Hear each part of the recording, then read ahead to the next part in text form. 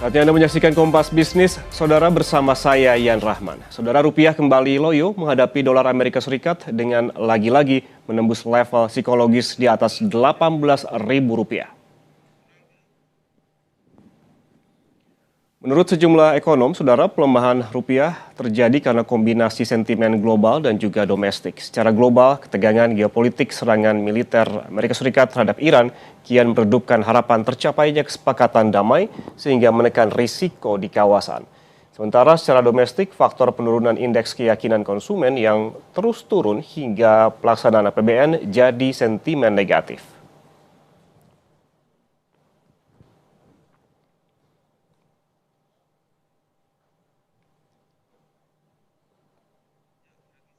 Data dari sejumlah perbankan, saudara, per Kamis 9 Juli 2026, dolar Amerika Serikat bahkan sampai dijual hingga Rp18.220 di Bank Tabungan Negara. Sementara Bank Mandiri di level Rp18.150 per dolar Amerika Serikat. BNI dan juga BCA menjual dolar dengan angka identik di Rp18.130, sedangkan BRI menjual di level Rp18.116. Untuk beli, BRI berada di level tertinggi di Rp18.083, BNI di Rp18.070, sementara tiga bank lainnya masih di bawah level Rp18.000.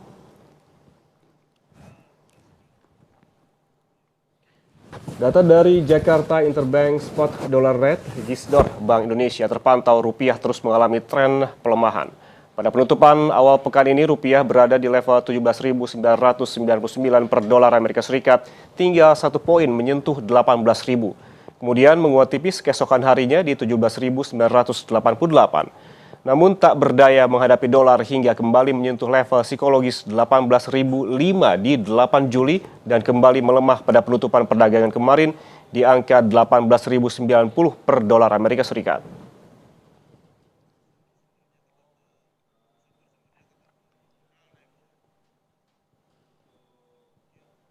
Sementara data dari Bloomberg, saudara, di pasar spot rupiah juga kian rontok terhadap dolar Amerika Serikat. Pada awal pekan, rupiah diperdagangkan di 17.995, menguat pada Selasa di 17.980. Namun pada hari Rabu melemah 34 poin dan kembali menembus level psikologis di angka 18.014 per dolar Amerika Serikat. Dan kembali loyo di perdagangan Kamis ke level 18.089.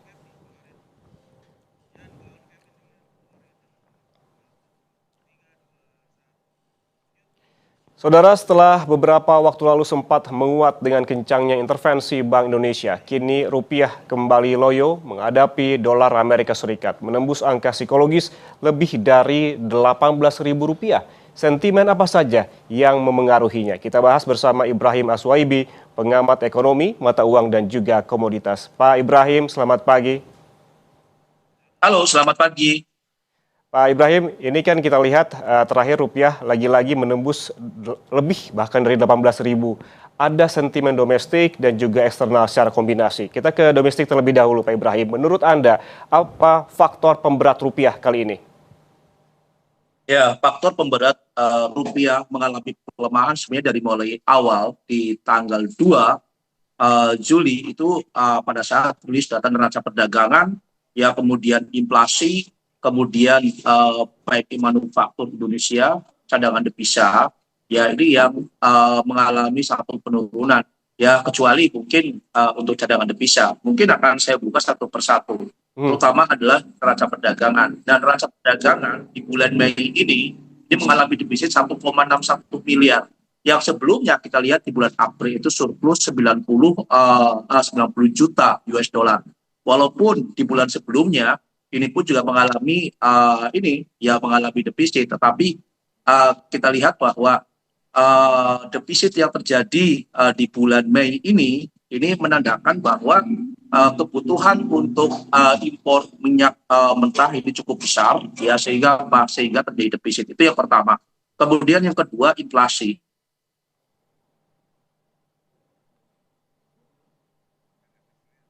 Pak Ibrahim? Baik, tampaknya ada gangguan audio bersama narasumber kami, Ibrahim Aswaibi, pengamat komoditas, dan paling tidak saudara yang dapat kami informasikan terkait dengan nilai tukar rupiah saat ini memang selama 2 hari berturut-turut begitu mengalami penurunan dari 17 ribuan atau bahkan ini hampir menyentuh 18 ribu di awal pekan, kemudian menembus level 18 ribuan di hari Rabu dan juga Kamis. Namun demikian ini disebutkan bahwa sejumlah sentimen memengaruhi nilai tukar rupiah termasuk domestik dan juga global. Secara domestik tadi disebutkan ada beberapa hal termasuk inflasi dan juga neraca dagang yang terpantau juga defisit sebesar 1,6 miliar dolar Amerika Serikat, di mana ini memperberat nilai tukar rupiah akhir-akhir ini, meskipun laporan ini per Mei 2026. Termasuk juga ada angka inflasi yang juga menjadi pemberat kinerja rupiah hingga saat ini. Terpantau memang saudara bukan hanya dari pasar spot, kinerja rupiah juga melemah terlebih dari sektor perbankan. Kita lihat apabila kita dari JISDOR Bank Indonesia masih di angka 18 ribuan lebih begitu, namun di perbankan ada yang menjual hingga 18.200 lebih dan juga rata-rata di 18.100-an dengan angka beli di rata-rata 17.000 ataupun jual dan juga beli di angka 17.900-an. Dan saudara, kinerja rupiah ini seperti Anda lihat saat ini ada beberapa yang kita jadikan referensi, termasuk diantaranya dari perbankan, data dari sejumlah perbankan per Kamis kemarin, dolar Amerika Serikat sampai dijual hingga 18.220 rupiah, tepatnya di Bank Tabungan Negara, sementara di Bank Mandiri di level 18.150 rupiah per dolar Amerika Serikat. BNI dan juga BCA menjual dolar dengan angka identik di Rp18.130, sedangkan Bank Rakyat Indonesia menjual di level Rp18.116. Untuk beli memang juga berbeda-beda saudara. Bank Rakyat Indonesia berada di level tertinggi di Rp18.083, sementara BNI di Rp18.070. Sementara 3 bank lainnya ini masih di bawah level 18.000 seperti Anda saksikan, ada di 17.800-an hingga 17.900-an.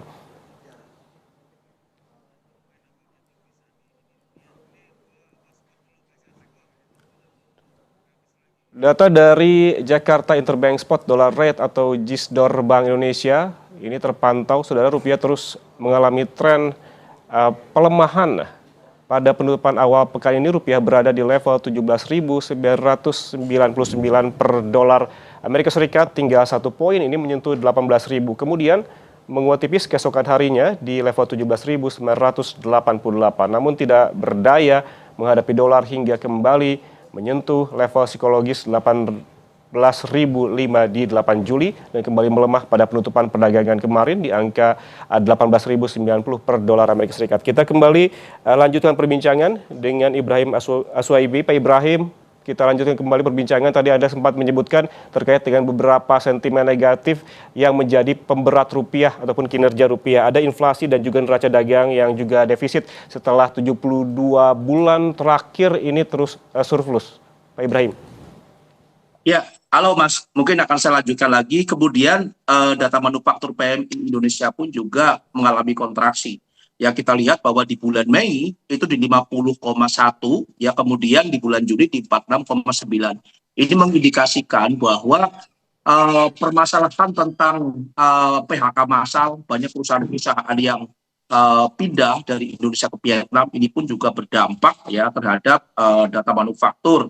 Nah, kemudian cadangan devisa Indonesia pun juga di bulan Mei ini di 144,9 miliar, kemudian di bulan Juni itu 145,6 miliar. Ini pun juga mengalami peningkatan dan ini pun juga tanda-tanya besar. Ya, pada saat rupiah gonjang-ganjing mengalami pelemahan, tetapi cadangan devisa kita meningkat. Nah, walaupun kita lihat bahwa cadangan devisa ini bisa untuk menahan kekuatan di 4,9 bulan. Nah, kita harus lihat juga bahwa pemerintah internasional seperti Fitch Rating mengatakan bahwa semua negara yang memiliki rating triple B PSBB itu harus minimal itulah 5 bulan. Artinya apa? Bahwa Bank Indonesia cadangan devisanya itu hanya kekuatan 4,9 miliar pun juga ini 4,9 bulan ini pun juga dipertanyakan. Apalagi kemarin indeks IKK ya keyakinan konsumen ini pun juga mengalami penurunan berturut-turut ya. Kalau kita lihat dari bulan Januari itu adalah di 127,0, ya kemudian di bulan Mei itu di 120,9, kemudian di bulan Juni itu 117,8. Artinya apa? Indeks keyakinan konsumen ini mengalami penurunan yang signifikan sehingga wajarlah kalau seandainya rupiah ini mengalami pelemahan yang cukup signifikan. Di sisi lain pun juga tentang masalah pasar modal kita ya MSCI yang sampai saat ini masih menunda untuk apakah pasar modal Indonesia itu masuk emerging market atau frontier market, ini pun juga masih dipertanyakan. Nah, komplikasi ini yang membuat rupiah mengalami pelemahan, apalagi ya kita lihat data eksternal pun juga mendukung pelemahan mata uang rupiah, terjadinya perang ya di Timur Tengah bersamaan dengan masa berkabung Iran ya untuk pemakaman Ayatollah Khamenei, kemudian juga pertemuan bangsa Amerika yang terpecah ya karena ada yang menginginkan menaikkan suku bunga, mempertahankan suku bunga. Kemudian John William ya tadi malam pun juga mengatakan bahwa harga minyak mentah kemungkinan besar akan mengalami penurunan. Ini dari segi kebijakan bank sentral. Perpolitikan di Amerika pun juga sekarang memanas, memasuki fase fase pemilu selat.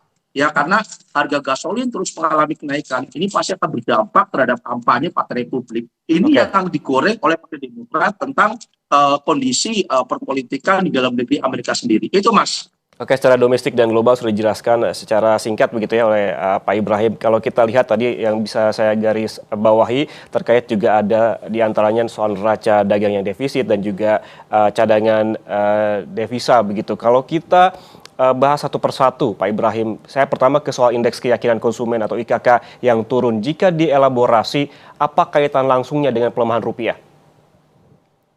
Oh ya, pasti indeks keyakinan konsumen ini mengalami penurunan, ini mengindikasikan bahwa daya beli masyarakat ini terus mengalami penurunan. Nah, itu pun juga berhubungan dengan PMI manufaktur.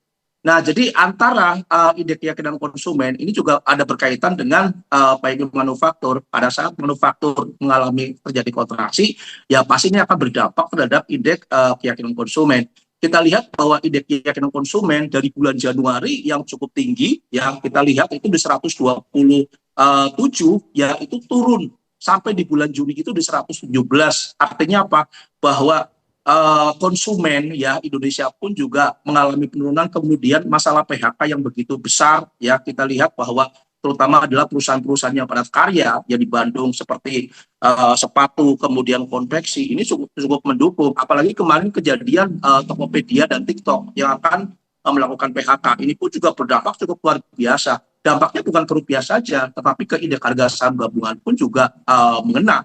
Ini indeks keyakinan konsumen, dan indeks keyakinan konsumen itu adalah sangat vital sekali untuk kemana arah rupiah, apakah akan menguat atau mengalami pelemahan. Itu Mas. Oke, yang jadi catatan juga Pak Ibrahim adalah ini terkait dengan adanya catatan ataupun peringatan dari Fitch Ratings soal kepercayaan investor. Seberapa jauh ini berkontribusi juga terhadap rupiah. Namun kita bahas usai jeda Pak, tetaplah bersama kami di Kompas Bisnis.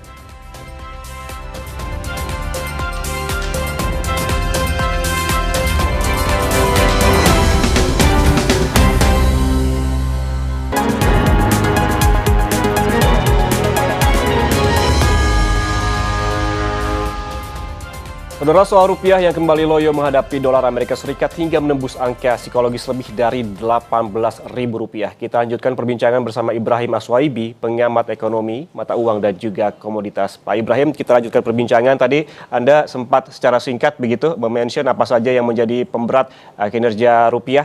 Ada soal inflasi, neraca dagang yang defisit, data PMI manufaktur hingga ke cadangan devisa. Kalau kita elaborasi satu persatu, Pak Ibrahim, termasuk salah satunya diantaranya adalah soal neraca neraca dagang yang mematahkan rekor 72 bulan surplus jadi defisit pada Mei 2026. Seberapa besar laporan ini memengaruhi pergerakan rupiah? Karena kalau kita lihat juga sepanjang tahun 2026 sebetulnya surplus begitu dari Januari, Februari hingga April, Pak Ibrahim.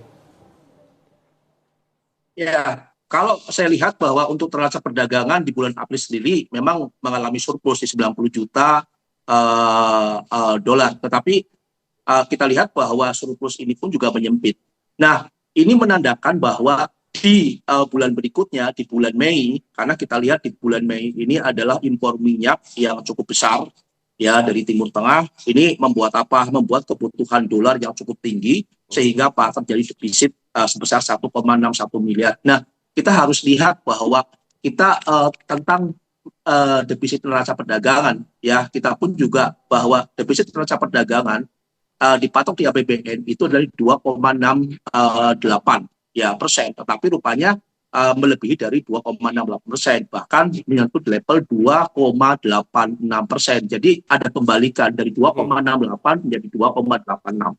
Nah, ini pun juga kita melihat bahwa subsidi yang dilakukan pemerintah untuk BBM dan lain-lain sampai semester pertama ini mengalami peningkatan di 233 triliun, hampir di 52% dibandingkan sampai di bulan Mei kemarin. Di bulan Mei kemarin itu adalah di 203,7 triliun.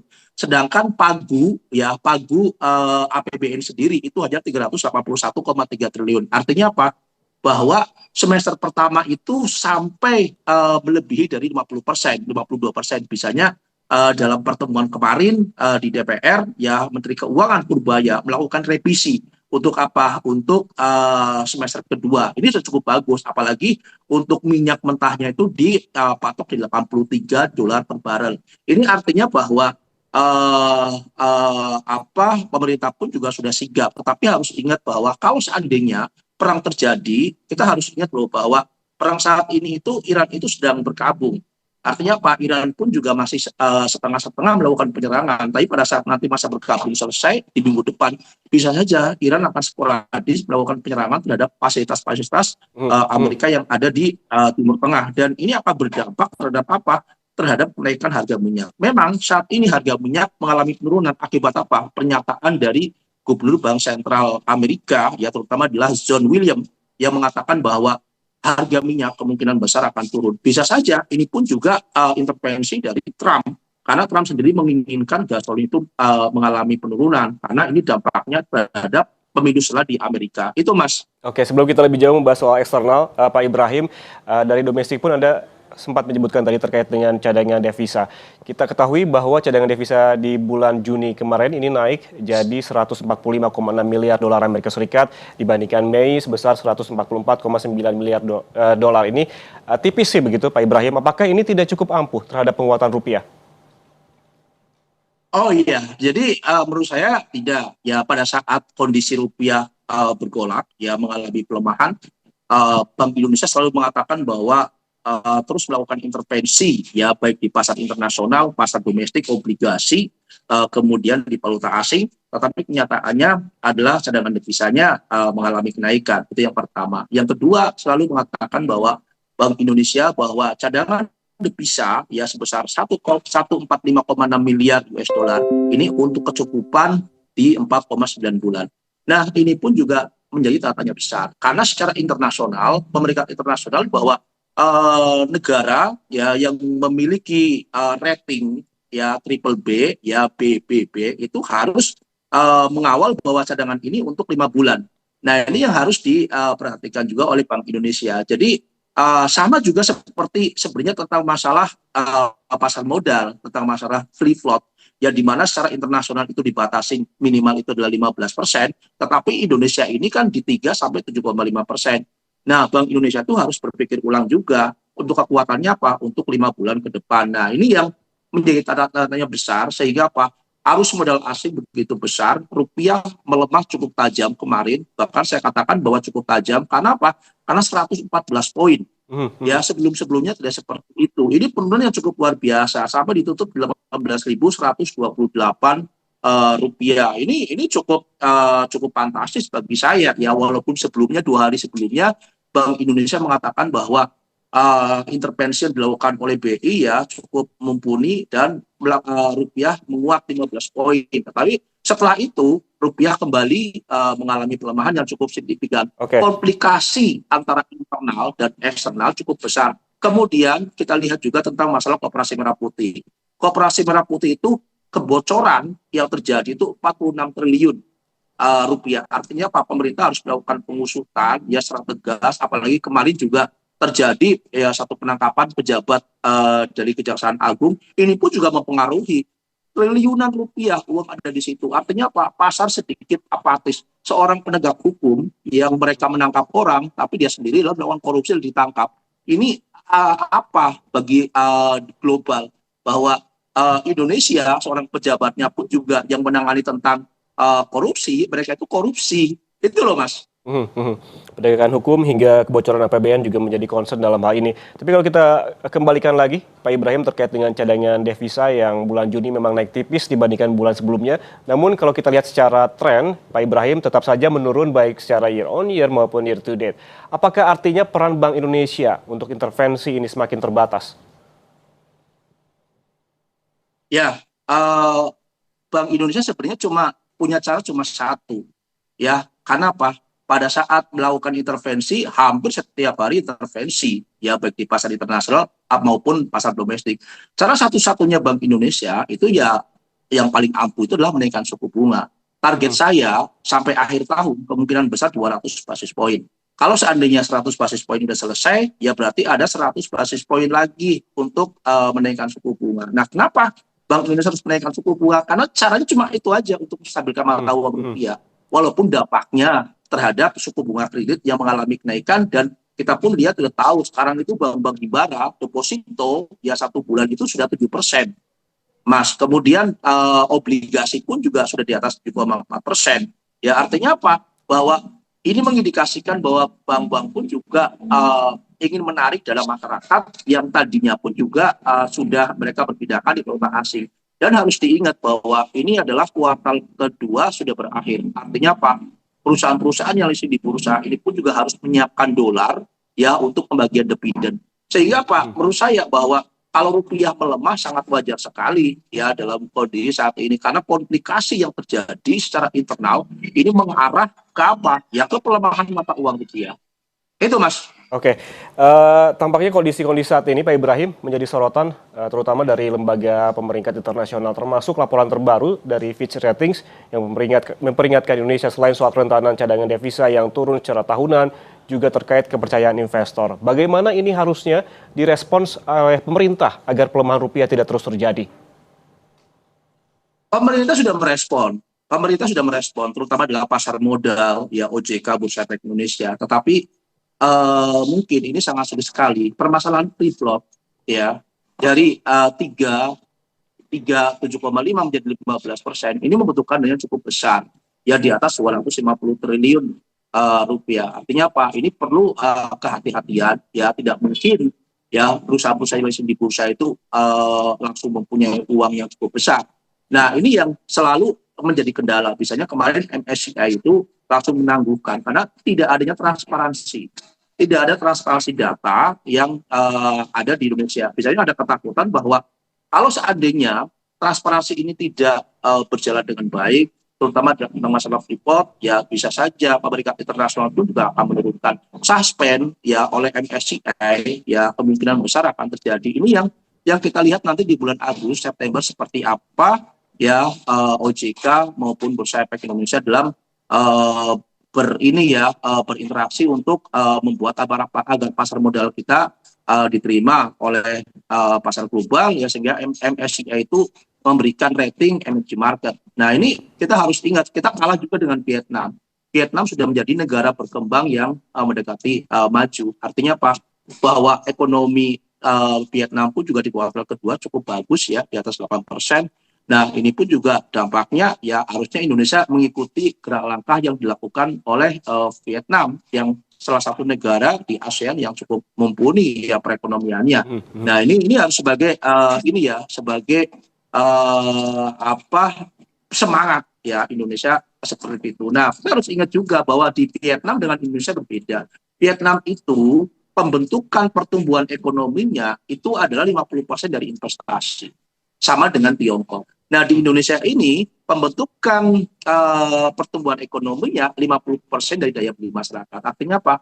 Bahwa pemerintah selalu melakukan intervensi ya di pasar, yang memberikan BLT, ya dana BOS dan lain-lain. Ini yang mengangkat 2,9% ya daya beli masyarakat, sehingga apa? Pertumbuhan ekonomi Indonesia cukup bagus pun juga tidak akan berpengaruh ya terhadap kelas menengah ke bawah. Buktinya apa? Daya beli masyarakat menurun, PHK di mana-mana ya karena penutupnya perusahaan, berbeda dengan di negara ASEAN lainnya, terutama adalah Vietnam yang berfokus terhadap investasi ya 50%-nya. Itu Mas. Berarti bajunya negara tetangga termasuk seperti Vietnam ini harus dijadikan motivasi oleh kita ya. Pak Ibrahim, kita lihat juga tadi selain dari Fitch Ratings masih beberapa waktu ke depan ada sejumlah lembaga pemeringkat lainnya yang kemungkinan juga akan memberikan rating ke Indonesia, ini harusnya jadi perhatian. Kalau kita bergeser lagi dari sentimen domestik ke sentimen eksternal, Anda sempat mention tadi sebelumnya secara singkat, sebetulnya seberapa besar sih pengaruh sentimen eksternal termasuk serangan Amerika Serikat di Timur Tengah terhadap penekanan terhadap rupiah begitu, karena kalau kita selalu mengandalkan ataupun melihat kondisi di Timur Tengah, serangan Amerika Serikat dan juga Iran, artinya kerentanan rupiah ini semakin tidak pasti dong, Pak Ibrahim. Ya, jadi gini Mas, kita lihat pada saat nota kesepahaman ya kesepakatan antara Amerika dan Iran ditandatangani, kemudian setelah Hormuz dibuka, ini harga minyak ini turun. Nah, turunnya harga minyak ini karena terjadi oversupply. Ya, oversupply sebelumnya saya sudah mengatakan bahwa 103,1 juta barel per hari itu adalah produksi, tetapi permintaannya itulah di bawah 100 juta barel per hari. Kenyataannya setelah Hormuz dibuka, ya setiap hari itu cukup meledak ininya ekspornya, ya transportasinya jalan, kemudian produksinya naik, bahkan di pasar gelap ya harga minyak itu dijual itu di $10 per barel. Itu terutama adalah minyak-minyak dari Angola. Karena apa? Persaingan yang cukup ketat ya sehingga harga minyak ini di bawah harga standar di 65 sampai 70. Nah, di sisi lain pun juga itu sebenarnya cukup bagus. Akhirnya rupiah mengalami harga minyak turun, rupiah juga sedikit mengalami penguatan. Tetapi kita harus berhati-hati juga bahwa dampak geopolitik ya di Timur Tengah, ada ketakutan terjadinya perang ini, kemudian Iran menutup Selat Hormuz. Jadi menutup Selat Hormuz sehingga para spekulan bermain, mereka kembali menaikkan harga minyak mentah. Karena apa? Negara-negara yang transportasi kapalnya melalui Selat Hormuz pasti akan menaikkan asuransinya. Asuransi ini yang paling ditakutkan. Pada saat asuransi ya untuk transportasi kapal-kapal yang berlayar di situ dinaikkan, ini akan berdampak juga adalah terhadap harga minyak dan muatnya indeks dolar. Nah, sehingga disinilah para spekulan itu begitu besar menggoreng ya agar minyak ini naik. Sebenarnya terjadi oversupply. Itu yang pertama. Kemudian yang kedua, di Eropa Timur sendiri, ya Rusia dan Ukraina, kita lihat bahwa Ukraina itu menyerang Rusia itu bukan ya gedung-gedung tinggi, tapi yang diserang itu adalah instalasi minyak. Ya minyak Rusia, sampai Rusia itu cadangan minyaknya berkurang karena diserang menggunakan drone oleh Ukraina. Walaupun Rusia pun juga menyerang ibu kota Ukraina, Kiev ya, dengan persenjatanya cukup besar. Tetapi kalau kita lihat bahwa Ukraina selalu menangkan ya dalam peperangan tersebut. Itu Mas. Oke, Pak Ibrahim, terakhir boleh dijawab singkat saja. Proyeksi Anda pergerakan rupiah akan seperti apa dalam jangka pendek? Apakah optimisme Bank Indonesia mengembalikan rupiah ke level 15.000 hingga 16.000-an di semester 2 tahun ini masih memungkinkan? Kalau menurut saya sebagai seorang pengamat bahwa rupiah ke 15.000 sangat sulit sekali dalam kondisi saat ini. Apalagi eksternal terutama dalam Amerika dan Iran ini yang kemungkinan sampai tahun 2027 ini pasti akan bergolak. Ya, kemudian kita lihat walaupun kemarin Menteri Keuangan sudah membuat satu untuk APBN ya di tahun di semester kedua, ya ini pun juga bahkan mengatakan bahwa akan maksimal itu di defisit anggaran di 2,86, ya kita tinggal lihat saja. Tetapi rupiah ini masih akan terus mengalami pelemahan, bahkan kalau seandainya terjadi perang lagi di Timur Tengah, 19.000 kemungkinan besar akan tercapai.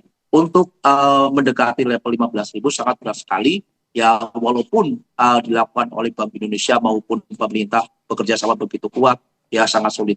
Tetapi kalau di atas 17.000 kemungkinan besar akan tetap ada 17.500, itu mungkin adalah level terendahnya.